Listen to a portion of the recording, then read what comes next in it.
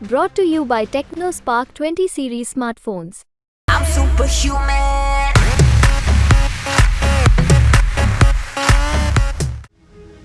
Iran और Israel आमने सामने आ गए हैं तो ऐसे में पूरी दुनिया दो धड़ों में बंट चुकी है।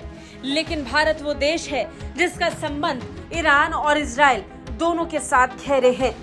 इजराइल और ईरान के आमने सामने से भारत को काफी नुकसान झेलना पड़ सकता है। इस बीच भारत का ड्रीम प्रोजेक्ट भी सब में फंस सकता है। भारत के ड्रीम प्रोजेक्ट के लिए ये युद्ध एक बड़ा खतरा होगा। ईरान और इजराइल में मिसाइल युद्ध छिड़ चुका है। ऐसे में विशेषज्ञ समझ रहे हैं कि क्षेत्र में बढ़ता तनाव भारत के ड्रीम प्रोजेक्ट के लिए खतरा बन जाएगा। इजराइल में ईरान के मिसाइल हमले के बाद दोनों देशों के बीच तनाव का माहौल है और ऐसे में India middle east Europe corridor को लेकर चिंता अब और ज्यादा गहरी हो रही है। इजराइल ने हमले का जवाब देने की बात कह दी है। दोनों देशों में बढ़ते तनाव को लेकर भारत में एक्सपर्ट्स चिंता जता रहे हैं। एक्सपर्ट्स की माने तो ईरान और इजराइल दोनों ही भारत के साझेदार हैं। ऐसे में दोनों देशों के बीच संघर्ष का असर सीधे भारत पर पड़ सकता है। भारत इस समय कुछ प्रोजेक्ट्स को लेकर दोनों देशों के साथ काम कर रहा है, खास करके भारत मध्य पूर्व यूरोप आर्थिक गलियारा।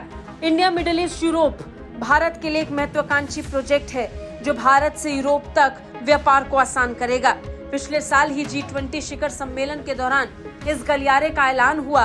वो तस्वीर भी पूरी दुनिया ने देखी जिसमें भारत की शक्ति नजर आ रही थी। ये भारत को खाड़ी और फिर यूरोप से जोड़ने वाला गलियारा होगा। अगर बात इंडियन मिडिल ईस्ट कॉरिडोर का करें तो इसका उद्देश्य एशिया, यूरोप और मध्य पूर्व के एकीकरण में कई हितधारकों को शामिल करना है और मौजूदा समय में ये शुरुआती चरण में है। एक्सपर्ट्स की माने तो इजराइल और हमास के बीच चल रही जंग में अब ईरान भी शामिल हो चुका है।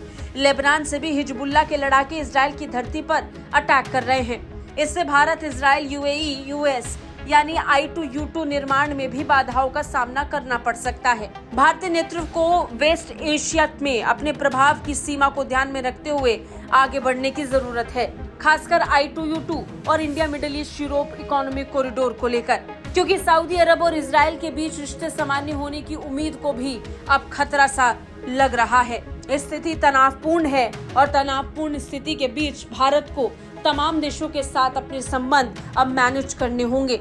इसके लिए जरूरी है कि अपने प्रोजेक्ट के साथ साथ उन प्रोजेक्ट्स के हितधारकों का भी खास ख्याल रखा जाए और सबके हितों को ध्यान में रखते हुए सबको मैनेज किया जाए। ब्यूरो रिपोर्ट, भारत तक।